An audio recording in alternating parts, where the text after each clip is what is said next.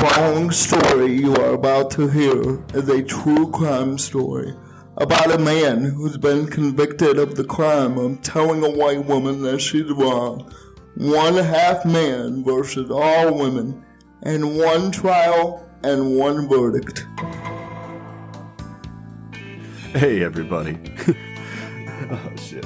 Welcome to Who Gives a Shit, the podcast where we ask the most important question. Who gives a shit? Who gives a shit? Right. So CJ, I've heard you've had an interesting week. Yeah, call me Australian because I've been in kangaroo court a couple times. So everybody knows, I'm sure everybody that listens to this show also listens to the Dick Show. So you know what this is about. Basically, the teacher doesn't agree with me, and she's trying to say that my freedom of speech is disruptive conduct. And I got a couple academic dishonesty charges. And the big trial was today. And I'm sorry to tell you all, but as of now, right now, it is 8:03. As of right now, Thursday, the 25th, I do not know whether I'm guilty or not guilty. What was supposed to happen was they were supposed to take about an hour aside and determine whether or not I'm guilty of what I'm being charged for. And then they were going to let me back in with a new Zoom meeting. Well, that new Zoom meeting never did come, and I realize now they're probably going to send me email whether or not I'm guilty on the charges. I'll probably find out tomorrow morning. So what's the over and under on that, CJ? I would say I would definitely bet the over for guilty. There were 3 panelists. 2 of them were women. One of those women is the exact archetype for a bull dyke. Oof. So I would say I'm pretty screwed. I hate to tell you. Now, luckily, lad. Oh yeah, I'm absolutely fucked. Now, luckily, this is kangaroo court, so the punishments don't matter. It would be a year of academic probation, which is basically this, hey, don't do this again, don't be a bad boy again. And I have no intention of recording my later classes. I just recorded this class because the woman who teaches it is a lunatic, and I knew that it would be funny for the people to hear it. It was pretty damn entertaining, gotta say.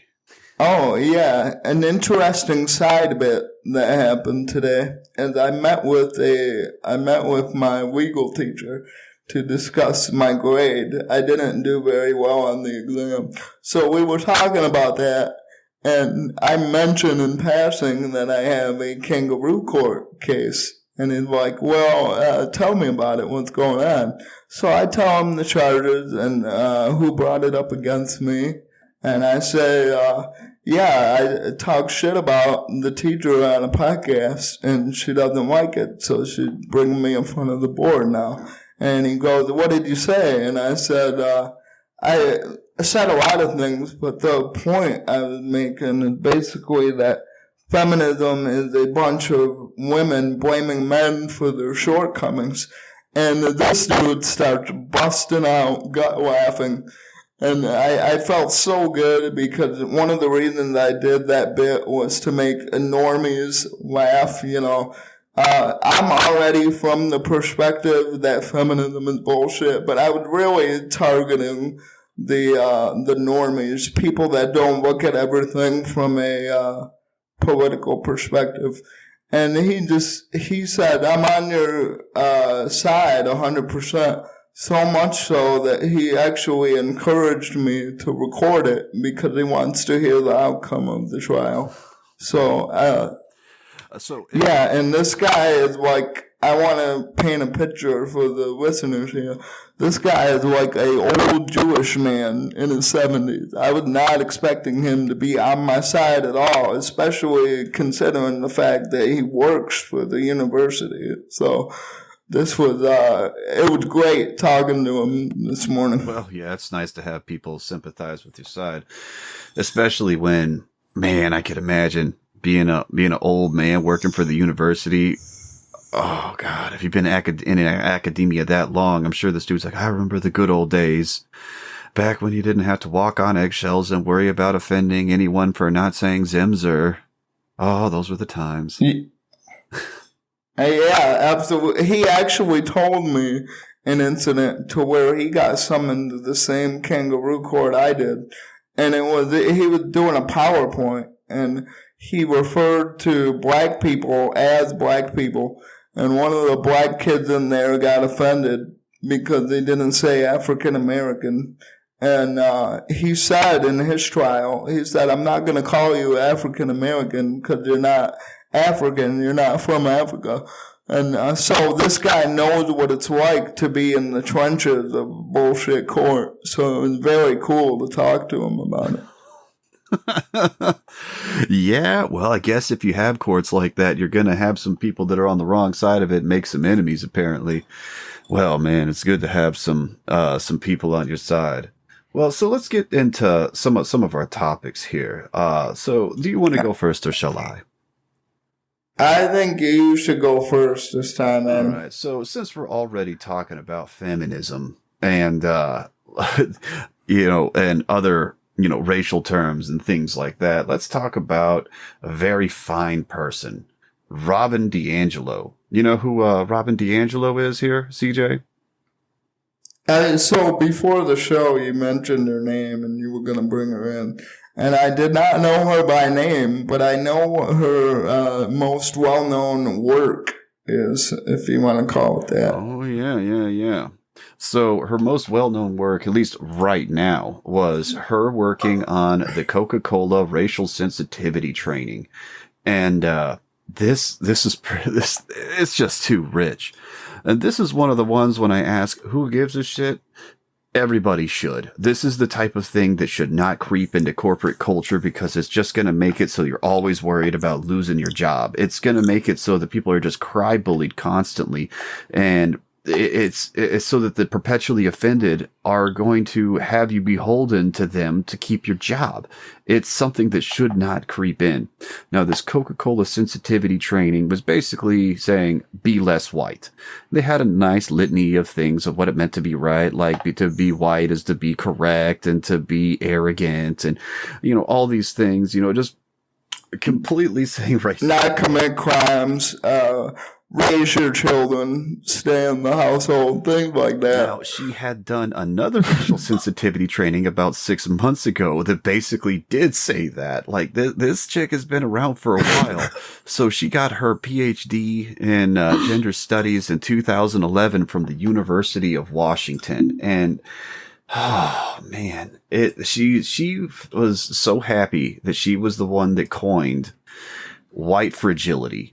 And it took her a while, but she eventually wrote her book titled White Fragility in 2018, which is basically a book saying that white people don't like being called racist. That's basically the punchline of the book. And she turned into a racial grifter. So let me ask you something, CJ. This chick has done a lot of speeches and been hosted at a lot of places. See if you can guess a couple of them. Most of them are probably universities. Yep. I would guess. I'm going to guess she did one historical black college. At least one. Ooh. Not that I can see immediately offhand. However, she has spoken at a ton of places. Places like Cabrillo College, Unlever, Amazon, W.L. Gore and Associates, Warner Communications, Snapchat, Mozilla, Public Defender's Office, University of Sydney, Harvard Kennedy Public Policy School. Like, she just gets around and is able to somehow convince people that she needs to get paid so that people will be less racist. I don't know how this really became a thing and how this grift keeps on going, because there are, the last place you want to hear about being less racist is at work. That's not where you want to hear it. Now, that people become less racist at work sometimes, because if you actually work with people that aren't part of your in-group, you'll learn to empathize with them and be less racist. To my knowledge, when I was taking sociology courses, that was the only thing I've seen to actually get people to be less racist. Is you got to interact with the people that you that you discriminate against, so that you can basically learn to empathize with them.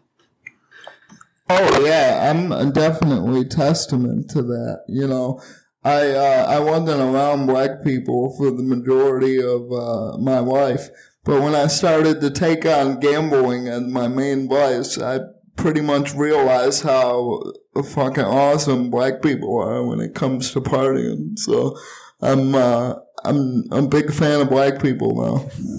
Yeah.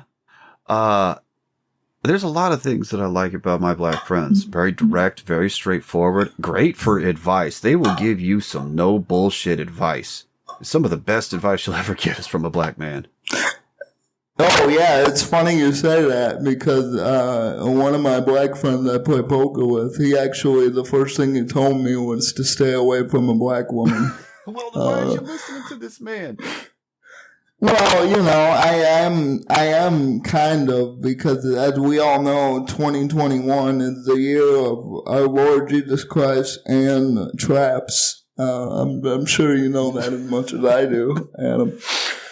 But no, it is good advice. It's just, it's hard to stay away from hot chicks, man. Yeah, they got a way of making themselves known. That's for sure. Oh, now this Coca-Cola training thing and how it blew up around. This was one of the few times where I appreciated everybody's response, because it was pretty much universally panned. Very few people were agreed with this training, and pretty much everyone agreed that it was harmful. Even the biggest socialist commie douchebags that are all about this type of stuff were like, this is not helpful. It is just harmful. All it's going to do is give the crazy conservative people ammunition to push back. And they were entirely right about that type of statement. This is what turns people off to trying to be tolerant at all. They feel like they're just being clubbed over the head with it. And that fun is mandatory, basically. Like, it's... Something I would like to point out. So this woman, the main point of the white fidelity book is that white people don't like to be made fun of and poked at and called racist, right? How much money would you be willing to bet that at least 90% of the people who work for these companies and hired her to speak about this are white men? Yeah. That's part of the whole grift, is the self-loathing aspect of it. That's the play. And it's played on all sides too. You see it all over the place. On YouTube, there's plenty of black men that are very unapologetic at going against black culture to try to get the rage bait. Because this is what this is. This is the rage bait. And it's part of it's a rage bait, part of it is a grift. And one of my favorite, I like to call her a human form of Viagra, is Candace Owens. She's all about that anti-black culture train, and she doesn't really like rap music and all the shit the black kids are into. And man, she really starts my chair, man. She can get the boning going. Yeah, she's a good woman. And she started off her career being an incredible liberal douche and tried to get a guy canceled over some sexual assault claims that kind of fell through. Then she decided to start a doxing website that got a fuckload of blowback. And then she decided, you know what? Let's just go the conservative route. Did a complete heel turn, and it has worked out for her massively. Like, she has been raking in the cash after all that. Oh, yeah, and Canvas, let me tell you something, baby. I know you're listening. I can sexually assault you any day of the week, and I have no problem going down for it. So just hit me up when you're ready for that. Okay. What did you bring? Okay, what did you... God damn it, CJ. All right, what did you bring in? So, I'd like to start out my segment. This is an in memoriam, one of the greatest broadcasters of all time recently passed on. Rush Limbaugh. I'm sure you all heard of him. Not only was he the voice of, he's one of my greatest idols in terms of broadcasting, but he's the voice of a whole conservative movement that I would describe as not cringe. Because a lot of the conservative movement was like, oh, rock and roll is bad, and wear your tie tight, and don't say faggot, like things like that. And Rush is really the anti of that. But also, Rush is one of the greatest pill poppers that ever lived. And I admire him in that way. And I can only hope that my prescription count reaches at least half of what he got in his heyday. But again, I brought in a Rush Limbaugh hit piece. They're digging this man up from his freshly new grave. And they are trying to stomp on his character. Now, Adam, I would like to play our game where we guess who gives a shit. Take a guess, buddy. New York Times. It is the New York Times. That's right. Friends have our friends have returned again for another retarded hit piece. Now, the way they have decided to carry out this character assassination is by just simply pasting quotes from Rush Limbaugh over the years. And this has the counter effect again, because they're making it like Rush is like an evil guy, right? But it basically makes you like him more. And I have some of these wonderful quotes that he has here. So this first one is on whether the genocide of the Native Americans is comparable to the Holocaust in World War II. He says, this is a quote, Holocaust, 90 million Indians, only 4 million left. They all have casinos. What's to complain about? And there's another great one on feminism, which is the topic of the day. Feminism was established so that unattractive, ugly broads could have easy access to the mainstream.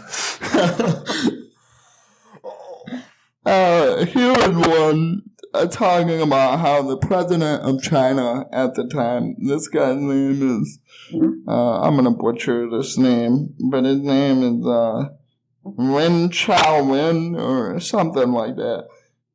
The quote is, at this point, Wen Chao is just saying, Ching chong chow chow ting choo ching ching. And it's all spelled out, by the way.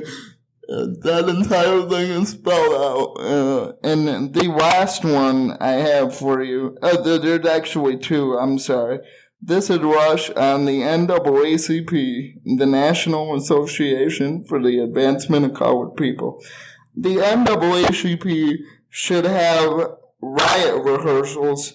They should get liquor stores and practice robberies. And this is, I saved the best one for last. This is the Rush on the National Football Leagues. The NFL all too often looks like a match between the Blood and the Crips without any weapons. There, I said it. So, well done, Mr. Rush Limbaugh. You are an extremely based man. And I will never forget the time that my grandfather introduced me to your program when I was just a wee lad with a tiny, tiny wheelchair. You have entertained millions for years. And the losers at the New York Times will not drag your name down. I will not let it happen. Now I'm going to have to give you some pushback about the integrity of the man's name, because I also was introduced to Rush at a very young age, because this dude pioneered conservative talk radio. And my dad was associated with the oil fields. So he'd be out in the middle of nowhere where basically the only thing you can listen to is conservative talk radio.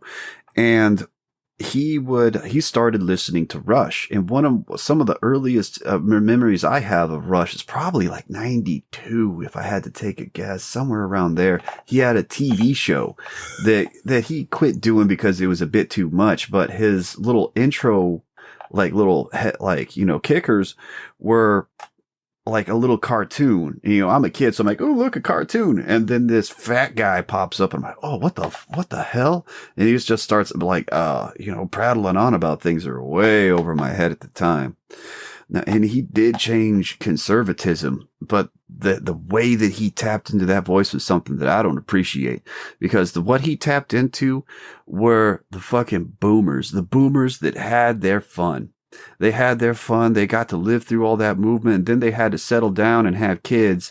And he became the voice of those like neoconservatives. And a lot of these people became fucking killjoys. And I was surrounded by these people in Texas. And he would start prattling on about the evils of the day, like the satanic panic, things like that. Like going after Dungeons and Dragons equivalents, where saying that they need to have prayers in schools and that all that kind of thing. And I'm like, Rush, come on, dude, really? You're really gonna come at me this way? And all where I was at, people ate this stuff up, and then they would take it as a starting point, and then they'd amp it up to 11, and they would roll down on my young ass. So I don't really have any reverence for the man at all. But game recognized game. This dude changed the culture for conservatism, and it was his voice that did it. Really, he was a failed broadcaster. He wanted to be a sports broadcaster, but he didn't have the voice for it. But when it came to politics, this dude just is able to tap into that conservative zeitgeist of the boomers. He is the voice of the boomers, and he's dead. Joe Buck certainly doesn't have the voice for sports broadcasting, but I still have to hear that piece of shit on Monday Night Football. And he creeped into baseball, too, because it's not enough for him to rape America's fine fall tradition of football. He also has to rape the sanctity of baseball. Fuck Joe Buck. But getting back to Rush, I had to taper off listening to Rush when he got into the Thin Blue Line shit and supporting the boys in blue. I can only listen to that for so long before I tune out. But that being said, early 90s Rush, when he would just go on Conan and call Bill Clinton a pedophile with no hesitation. Oh, yeah, you would talk about the people that died of AIDS that day. Oh, yeah. That's to me is just like the weighing ground for guys like us, and I do have to give him some credit. And just the sad assassination attempt here, it not only backfired 100% because you realize what you were missing from early Rush Limbaugh. You realize how great he was, but also it's like when he was alive, the media tried to get him constantly, and they never really could get him. So I think they tried to get him, and they thought, oh, because he's dead now, we can really get him. And they still missed completely. Yeah, he was strikeout. Such reverence that here yesterday, I was driving home and everybody's flag was at half-mast. And I'm like, what the fuck? Why is everybody's flag at half-mast? It was yesterday that everyone decided to fly their flag at half-mast for Rush Limbaugh. I mean, this dude was so conservative that he decided to die at the average life expectancy of 1950. That's all I have to say about Rush. I hope they have oxys in heaven, man, and I hope you're popping them. Oh man, he's popping that God drugs. He's having a good time. Yeah. Well, let's see. We got some bills to pay. So let's check in with the Cripple News Network. Let's see what they're going to be. That's right, our sponsor. Mm-hmm. Coming up at 9 on Cripple News Network. A massive snowstorm across the country leaves several cripples stranded in the deadly cold. Our big story? CNN's own Nahava Delegs asked Mark Cuban the question on everyone's mind. Cinemark handicapped door buttons? Will they ever be fixed? This exclusive interview will shock you. And be sure to tune in to the Cripple News Network. Absolutely. I already have it on my favorite list of channels because I'm a boomer and I still own a TV remote. So, all right. Well, so let's get into the next Who Gives a Shit. So I decided to talk about Madonna. Now, we're gonna play our favorite game as to who gives a shit, but this one's a little tough, so I need to give you a couple of hints. This dude is a YouTuber, he is a rage baiter, and he has a beard not too dissimilar from mine. Oh, I think I know this one. Is it Keemstar? Jeremy from the Quartering. Really? Wow. Quartering, man. Now, Quartering is my guilty pleasure. He is my favorite rage baiter. You know, I go in with open eyes. I'm like, oh, here's the bait. I want to see the bait. What's he trying to get these autistic gamers to screech at today? And he was talking about Madonna because she randomly blasted out a tweet saying that she was the victim of the patriarchy. And I mean, in her defense, she was the first woman I jacked off to. Now, I don't know if I'm the patriarchy, but I definitely did spank it to her, one of her videos in like 2005 when I was like 7 years old, and I had nothing else in my life but MTV and pizza rolls. No, she was big. She was the biggest thing for the longest time, you know, like a virgin, all that stuff. She was relevant for a good while. She had a pretty good career, but, you know, she started fading off to, you know, becoming irrelevant. And, you know, then Twitter happened and she just kept on having to say some of the dumbest shit. Like she was saying that it was a crime to go old and to grow old in this town. And really, she's just getting salty that she's now in her 60s and people don't find her hot anymore. Oh yeah, that gap between relevancy and fame is now at this point larger than her teeth gap. So I can imagine why she would be mad. And she's been acting cringy as fuck for a minute. Like, she was acting cringy when I was locked up in prison.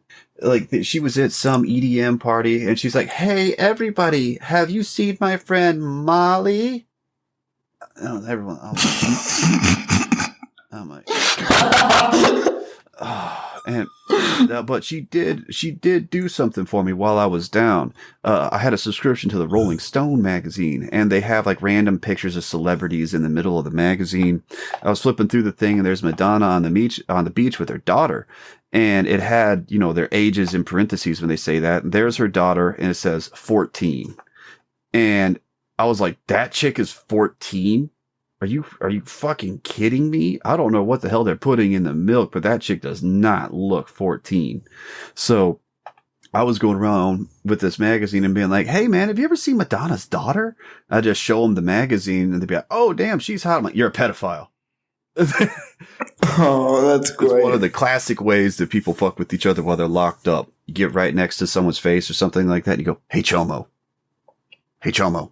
Hey Chomo. Hey, Chomo, hey, Chomo. And then whenever they finally look over, you go, I fucking knew it. You just constantly try to accuse each other of being a pedophile. Well, prison sounds like today's internet. So it's no wonder why this podcast is going so well. I know. The response has been fantastic. But so when did Madonna start looking like she was made out of plastic, man? She looked good for a long time. What I would probably say here, what happened is she noticed she was getting old, and she probably went to go get Botox or some kind of plastic surgery. And it never ends well. You always end up looking like a melted Yankee candle by the time you're done. So, oh, man. And lest we forget, the last time that she was in the news before this was when she was COVID at first started happening, and she's all sad that she is stuck in her mansion. She's sitting in that milk bath with all the rose petals, going like, "Oh, the worst thing about this pandemic is that we're all the same, and the best thing about this pandemic is that we're all the same." Well, I'm not as much of a whore as Madonna is, so I take offense to that statement. One of the best Madonna moments that recently happened was, I don't know if you've seen the Dennis Rodman documentary, but he has a documentary. Go for it. Yeah. So in this documentary, he said that Dennis Rodman described Madonna as, quote, the most dangerous STD I've ever encountered. From Rodman? Didn't Rodman get... Yeah, Rodman said that shit about... something? Well, yeah, he's essentially gave every bartender in Miami herpes. I mean, there are literally Facebook groups of bartenders that have gotten herpes from Dennis Rodman. It's like a known thing. But that's one of my favorite things that Dennis had ever said. Oh my God. Jesus. Okay, I did not know about the Dennis Rodman Facebook group, but I did know about, like, Dennis Rodman bringing Madonna to, being like an unknown and bringing her to all these games and like in the talk about it. That is so damn funny. It's ridiculous. The reason it actually ended was because Rodman was in Vegas one night and he gets a call from Madonna, and Madonna said, "I want you to impregnate me." And yeah, like any man would, Dennis Rodman broke it off. Yeah, that's that crazy talk right there. She's like fucking Marla Singer saying, "I want to have your abortion." Oh, no. Well, now I'm convinced that Tupac didn't actually get shot. He just killed himself when Madonna said, "I want you to knock me up." Well, look, everybody knows that Tupac Shakur died about 5 years ago in New Zealand after ducking everything out. Smoking a cigar with Hitler, I would presume. No, he was found in the Tapiri Garden. It was a grand time. PBS did a report about it. But what did Madonna say this time? So she said that actually, let me pull up exactly what she said. I just looked at the general gist of it, and and it just hit me over. I was like, really? Come on, Madonna. How much money do you have? You utilized what you would consider the patriarchy as a tool to get all your money. So I don't know why you're complaining. You've got so much money now that it doesn't even matter. You could just peace out, never be heard from again, and it doesn't matter. Like it's maddening. She's got something that you can't put a price tag on. My first wink. So I don't know why she's complaining. Yeah. But okay, so here's exactly what she said. "The patriarchy continues to crush my neck with their heavy boots, cut off my life force and take away my voice. Even those who call themselves artists, you know who you are. Death to the patriarchy, now and forever. Hashtag risk what you value. Hashtag value what you risk." I don't know what the hell she thinks she's risking or what she's valuing, actually. She doesn't say a damn thing other than she thinks that the patriarchy is just crushing her somehow. what I got from that is she getting crushed at the neck by a boot. What I gather from that is that Madonna is the new George Floyd. Or at least she thinks she is. Oh, yeah, that's cultural appropriation right there, Madonna. Why are you doing that? Yeah, it's pretty racist. I know you've said some racist things in the past. Like you said you could say the N-word with the hard R because you have a black son. But that's not really how that works. I had to break it to you. Oh, my Yeah, look, the only thing that's crushing her neck is like the gonorrhea fluid buildup in her subcutaneous, Oh my god, what a bag of fucking. And Madonna is a lot like Kid Rock and Eminem. They're just another one of those artists that makes me ashamed to be from Detroit. She always has been. Even though that I do have fond memories of jerking off to her, she's just terrible as a human being. Yeah, definitely out of touch. Fucking going mad from the syphilis, I suppose. I don't know. Alright, fuck that bitch. I'm tired of talking about her. Alright, what else you got, CJ? So, my Who Gives a Shit is also based on a Hollywood story. And I actually do give a shit a little bit about this thing I'm about to talk about. But not in the way that they want you to give a shit about it. So there is this new documentary out on HBO, and it's called Allen versus Pharaoh. Now, based off of that name, what would you say this documentary is about? Allen versus Pharaoh. What, like Woody Allen?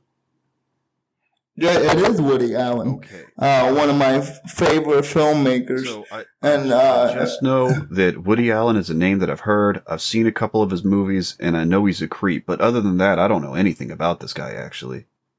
Oh, yeah. So the whole documentary is about, it's about Woody Allen being a pedophile. And one of the Mia Farrow's daughters that she had with Woody, Dylan, makes accusations of rape. Said that Woody Allen taught her how to suck dick when she was like 4 years old. It's pretty graphic. I'm not going to go into it 100%. But the reason I give a shit about this is that they sell the documentary as, oh my God, can you believe Woody Allen is a pedophile? And coming from a Woody Allen fan, I like his movies quite a lot. One of my favorite movies that he's ever made, Annie Hall, is about him being a pedophile. And every movie that he is in that has to do with relationship, it's all about those big age gap relationships where the girl is freshly 18 and Woody is like 65 and he's fucking this hot piece of ass. But in the end, he realizes that because of the age gap, it's not going to work out. Literally every movie that Woody Allen made is about him being a pedophile. So when they ask the question, can you believe that Woody Allen is a pedophile? I'm just like, are you that stupid that you don't know that Woody Allen is a pedophile? And apparently, I knew he was a the pedophile. answer... I don't know much about the dude, but I knew he was a pedophile. I think everybody has known he's a pedophile for what, like more than 20 years. I've known about that since like probably middle school for me. So that would be like the late 90s. I knew that Woody Allen was a fucking creep. Yeah, when I watched Annie Hall with my dad for the first time, he just told me that the guy that directed this movie is a pedophile. So from the start of me knowing Woody Allen, I knew that he was a pedophile. But someone who doesn't know, who I want to make fun of and talk about, and who also gives a shit about this documentary, because I'm sure she's being paid handsomely for it, Mia Farrow. Now, there's several times in this documentary where Mia is informed that Woody Allen is a child rapist. There's one part where Woody Allen's therapist said that he talked about Dylan in a sexual manner in therapy, and this bitch still didn't believe the therapist. There's another time when they were out by the pool, and Woody... according to Mia's sister anyway, sexually and aggressively applied sunscreen to her. And keep in mind, this kid is like 5 years old. And they watched it happen. Like, they just sat there and watched it. So the point of the documentary from the filmmaker perspective is like, Woody Allen is a monster. Oh my God, I can't believe this. It really should be Mia Farrow is a dumb cunt, and she's the reason that the kids got raped.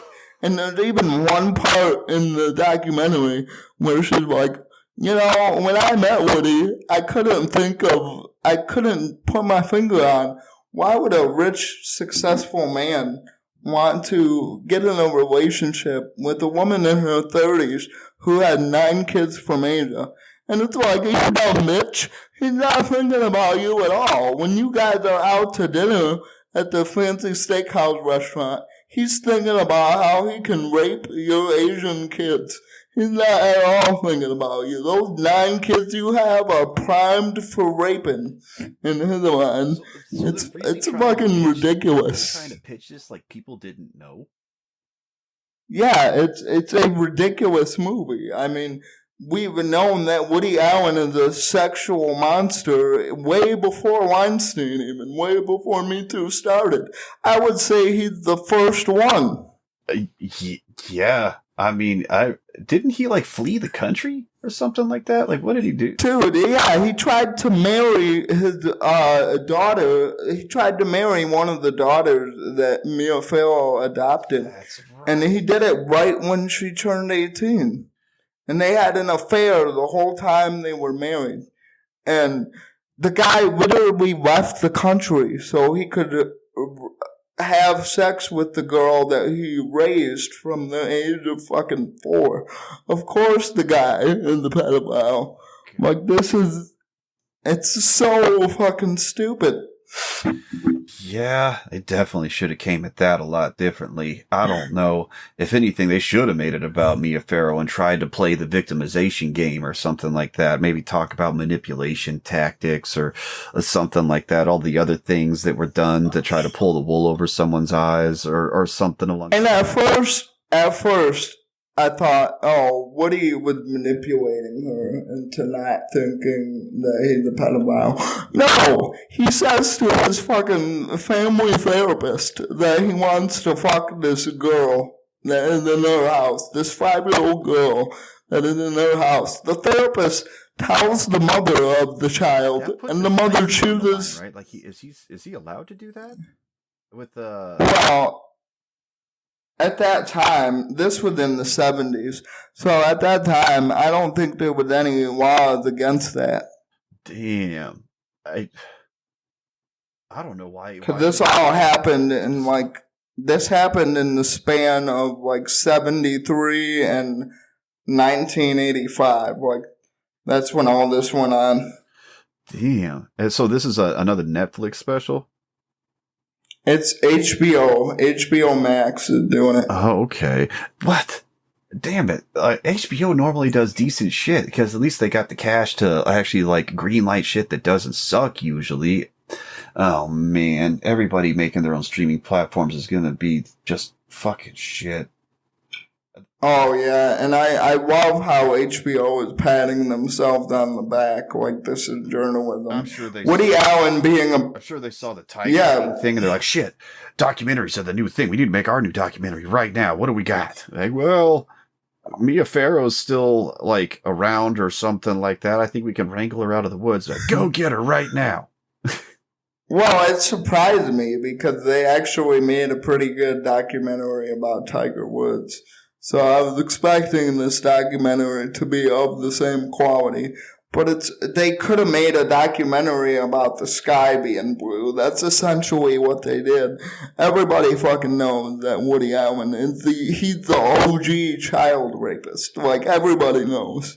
Okay. Well, damn. Oh. I will say though, the only funny thing was that Ronan Farrow, he's all grown up now, and you can totally tell that Woody Allen was cucked by Frank Sinatra and was tricked into raising that kid. That was the only part I really enjoyed. And that kid is also gay now. He's got a very gay voice about him. All right. Well, how about you say we stop talking about pedophiles and plug a couple things and get into some voicemails? How about that? Absolutely. Okay. So all y'all bear with me here. I'm not one to shill or really plug things, but I've been getting blown up about people trying to find the podcast to make it a little bit easier on account that plugging things just doesn't come naturally to me. So you can follow us on Twitter at WGA Shit Show, which stands for Who Gives a Shit Show. And that's our Twitter. Find all the episodes there. CJ runs the Twitter. Yeah, we also have a PayPig at the same name if you're on paypig.org. And my intent for this Twitter is to upload the episodes and the articles that we talk about. Oh, right. And we also have a Discord. If you want in on the Discord, you got to find someone that's in it. They got to determine you're cool and actually let you in. You know, find the door, knock, and it'll open. Yeah, you gotta pass the cool gamer test that our Discord admins are gonna administrate to you. Very, very stringent. Very stringent. Very tall ivory tower over here. And if you want to get in contact with us, you can always dial our voicemail, which is 281-747-6015.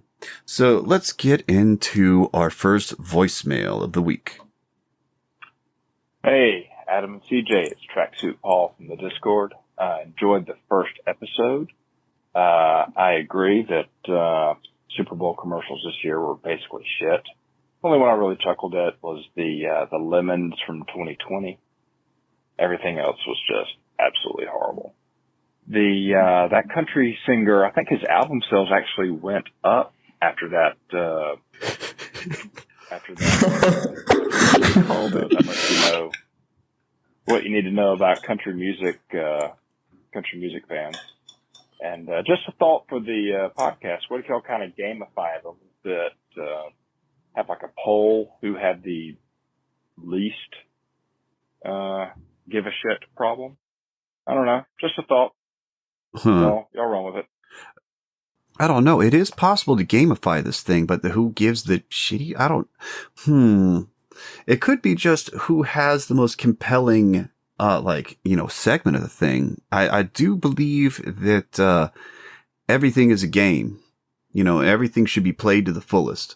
You know, some people say that, everything's a contest. I say everything's a game.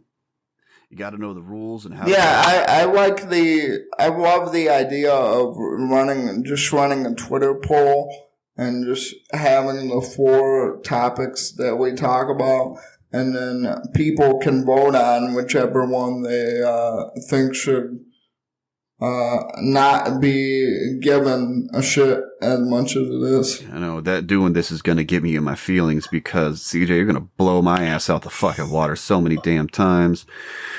Stiff competition, man. I don't know, man. You're pretty loved. I know you call yourself an old fag when it comes to internet, but from what I hear about you and doing a podcast with you for 2 weeks, you're pretty universally loved by the audience. Well, CJ, you constantly underestimate how funny you are. I still wonder why you're not doing stand-up.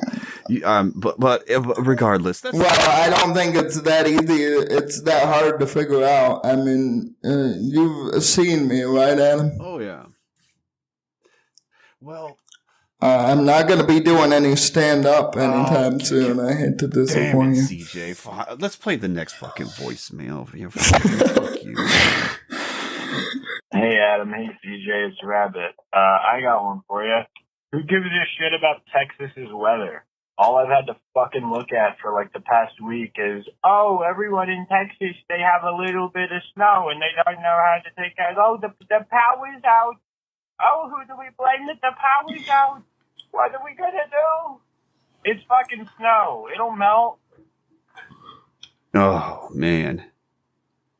All right, CJ, you mind if I go off a little bit?